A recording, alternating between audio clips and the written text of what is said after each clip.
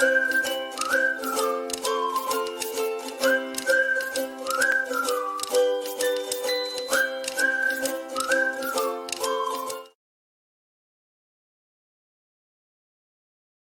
Sobat Interested dimanapun berada, semoga dalam keadaan baik dan sehat walafiat. Kembali lagi bersama saya Bea dan kali ini kita akan bahas bagian kedua atau part 2 dari tema grammar rule dengan topik subject verb agreement untuk hari ini. Dan part 2 ini kita akan fokus pada salah satu kata dalam bahasa Inggris, salah dua ya, yaitu kata each and every dan aplikasinya atau penerapannya dalam aturan subject verb agreement, terutama untuk IELTS writing dan IELTS speaking. Oke, jadi kita ulas lagi ya prinsip-prinsip utamanya, yaitu yang pertama, kalau misalnya subjeknya jumlahnya 1, ya nanti verbnya harus pakai S atau pakai ES. Kemudian kalau subjeknya ada banyak, berarti verbnya tidak boleh ada imbuhan S atau ES ya. Tapi ini berlaku untuk kalau memang kita kebetulan menggunakan verbs gitu ya, kata-kata kerja yang ada imbuhan S atau ES-nya. Oke, nah langsung aja, jadi kita mau lihat nih ya, kalau misalnya teman-teman menggunakan kata each atau kata every yang artinya masing-masing atau setiap, ini yang pastinya dianggap jumlahnya 1 gitu. Nah, tapi kalau misalnya kita menyebutkan ada banyak nih, misalnya X, Y, Z, tapi di depannya ada kata each atau kata every, ini dianggapnya 1 juga gitu ya. Jadi walaupun X, Y, Z-nya ini ada 2 atau 3 gitu ya, atau bahkan lebih teman-teman, tapi ketika di depannya memang kita bilang masing-masing atau setiap, sehingga kita berkata each X, Y, and Z atau every X, Y, and Z, yaitu dianggapnya 1. Sehingga nanti verbnya itu harus menggunakan akhiran S atau ES ya. Jadi verbsnya seperti does, is, was, has, dan verb lainnya yang menggunakan akhiran S atau ES ya. Nah, gampangnya sih untuk simple present tense misalnya, yaitu salah satu tenses yang menggunakan verb yang berakhiran S atau ES.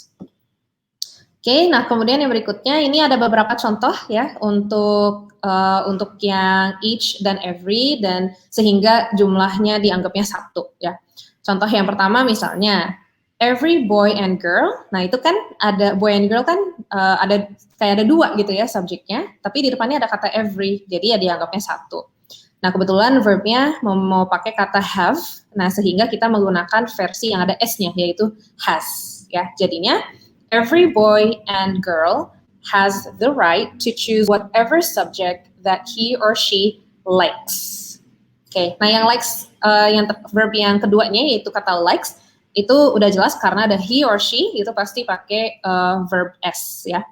Nah ini misalnya kalau kita dapat IELTS writing atau speaking yang bertema education misalnya gitu ya.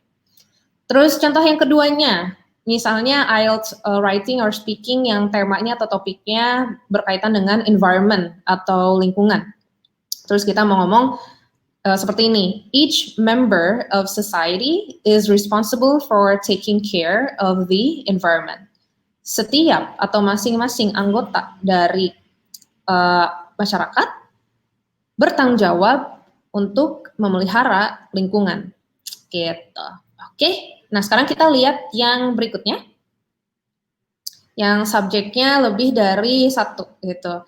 Nah, kalau di bagian 1 aku ngasih contohnya itu subjeknya cuma 1 gitu ya, 1 kata tapi memang bentuknya jamak atau plural. Misalnya people, individuals gitu ya. Nah, ini juga berlaku kalau misalnya kita menyebutkan 2 subjek gitu ya secara berurutan, misalnya X and Y atau X, Y, and Z. Nah, ini udah jelas juga ya, jumlahnya lebih dari 1 nih subjects-nya. Meskipun X-nya 1, Y nya 1 gitu ya, misalnya Z-nya 1, tapi tetap aja dianggapnya banyak. Sehingga nanti verbnya itu tidak boleh menggunakan yang berakhiran S atau ES ya. Jadinya kita pakai verbsnya seperti do, are, were, have, dan verb asli lainnya tanpa akhiran S or ES.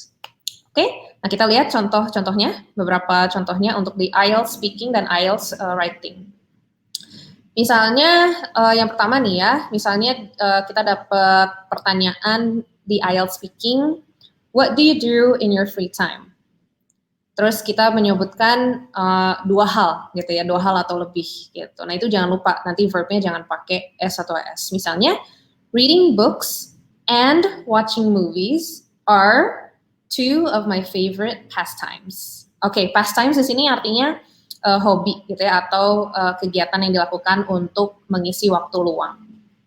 Oke, contoh yang kedua, misalnya kita dapat IELTS writing temanya health atau kesehatan, gitu ya. Terus kita mau ngomong seperti ini. A healthy lifestyle and a balanced diet have important roles in maintaining one's health. Ya, gaya hidup yang sehat dan gizi seimbang atau pola makan yang seimbang memiliki peranan-peranan yang penting dalam memelihara kesehatan seseorang.